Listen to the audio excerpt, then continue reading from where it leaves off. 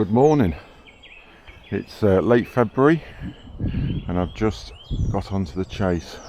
It's a lovely morning again. So I've just entered the chase on this track at Slitting Mill.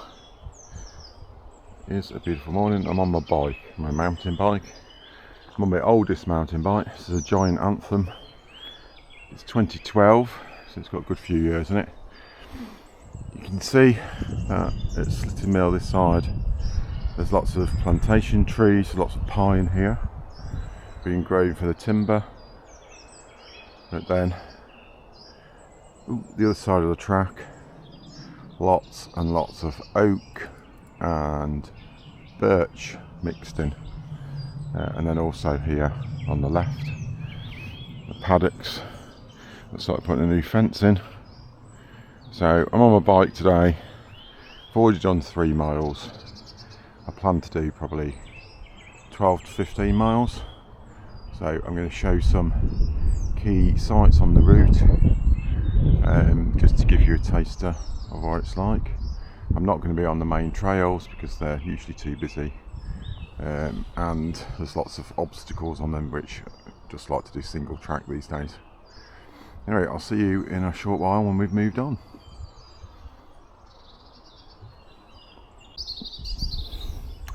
Hello again.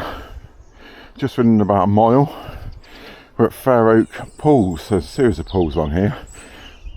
This one, and I'm going to pan round. This one are by far the largest, and this is a popular area. There's a circuit around all the pools. There's a popular area for everyone. Walkers, dog walkers, cyclists. There's an information board there, and there's various trails that go into the forest here, and then I'll show you the track. So I've just come from. I'll pan back round again. So I'm going to continue to the end of the pools. We're going to have a look at an oak tree, a nice one that I love, and then we're going to go up a bit more, and we're going to see what's up there. But this is a lovely area to walk any time of the year. Obviously in the summer it's very pretty, and all the deciduous trees are in leaf, and there's lots and lots of birds all the time. It's a popular area. And there we go. Right, we've just left the pools. So at the top of the pools there's a stream, there's some small pools, it's quite boggy. So the path splits out. If you follow that path in the distance past the trees, it goes up and ends up at Marcus Drive. Well, I've just come up this bit because I wanted to show you this old oak tree. So it's a very old tree, and it has lost its main trunk and it's very hollow in places. But as you can see, it's still got decent canopy with new growth.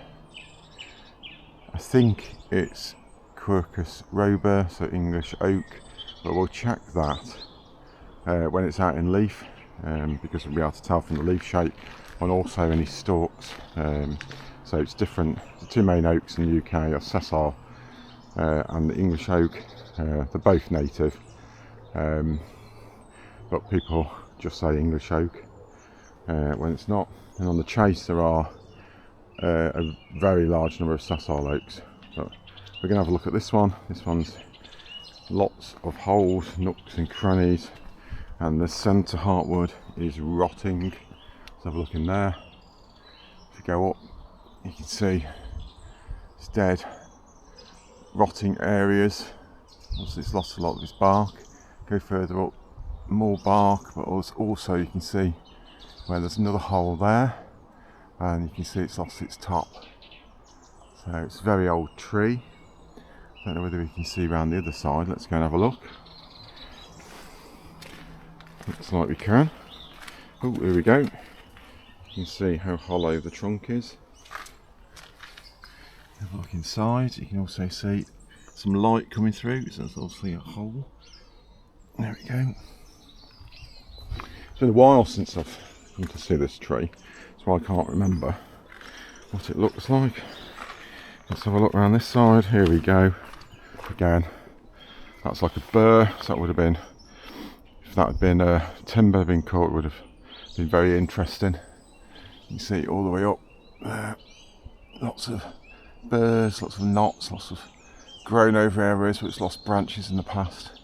As you can see, it's lost its top, probably lost the same again in height on the main trunk, but it has got newer branches. But even you can see that one, the end of that one's died, but it's going up, twisting up. A nice silhouette of the trees around as well. There we go. Hello again. Right, I'm standing on the edge of Brindley Heath. Marcus Drive is just behind me. You can probably hear the cars. This is a very popular area. There's parking at Marcus Drive. It's very popular with everyone, and they do park run from here. If you look in the centre of the image, you can see the pie green tower. So that's the tower I pointed out from Etchin Hill in the previous video, and you can see I'm much closer to it.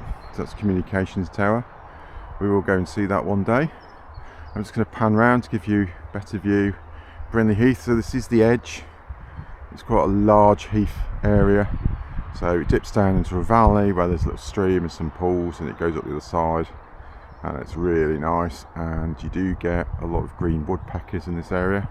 I haven't heard any today, but they generally are noisier in spring and summer. As you can see, it's a lovely day. It's nice to have a little bit of cloud with the sun. So I'm just going to pan round again just to show you some more. I didn't comment on these pines, but these pines are absolutely stunning. Several of them are multi-trunk, especially this one here in the centre of the picture. Multiple trunk, it's really nice. Absolutely stunning. There we go. There we go. I've just moved into the middle of Brindley Heath. I'm actually at the observation platform, which has been rebuilt recently. So here we go. Just going to show you the area. Some good paths to it, obviously providing access to all. I'm just going to move onto the platform to show you.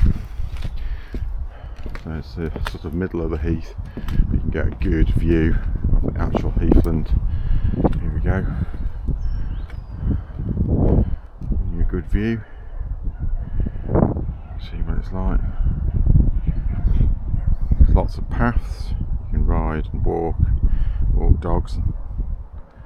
As you can see, it's a very nice area. Pan round again. See pie green tower in the centre. There we go. Hello. So I'm now over in the Sherbrook Valley side, and this is where most of the heathland is. And at the moment, the sky is gorgeous. The sun's behind me. You can see the cloud. Obviously, the sun's picking everything out and reflecting the sky of the clouds, and it's gorgeous. So this area is obviously lots of heather, and there's patches of bracken which they do try and control at times, and it's also dotted with mature silver birch. Absolutely stunning. Again, it is lovely today, very windy. I'll pan round. This is Sherbrook Valley. You can see the valley there, there's a stream in there, and then return around again, you start to see the plantation trees and the sun. There we go. We'll pan back round again. Obviously I've done 2-3 more miles since Pie Green. It's moved along, so I'm going to make my way down. This is the track down, and then I'm going to cut across Sherbrook Valley and go up into the trees on the other side. You get some good forest tracks in. Here we go, actually down at the brook. So this is Sherbrook Valley. You can see it's a beautiful area here. I'm just going to cross it. So this is a major crossing point, one where you can keep your feet dry. There we go. There's the valley. It's just a flock of birds going across. I don't know what they were then. Ooh, pan across. See the stream coming down. Just there were some pools that just split, as you can see. Quite a nice area this time of year, but also very nice in the summer. Pan back round. These are alders. See the silhouettes of the branches. And back round again, higher, so you can see how lovely the branches are, the sky in the background. There we go. Just come up a short way from the bottom of the valley because I wanted to show you one of my favourite oaks, and here it is. I like this oak, one, its shape, but actually it's its root structure. It's clinging onto the side here, but, well, I say clinging on, it really is grabbing the earth. It's got some very nice radial roots there, all covered in moss. It's obviously got some age to it. It's lost some major branches over its lifetime, but it's regrown and it's got a very healthy canopy, and that silhouette is absolutely stunning.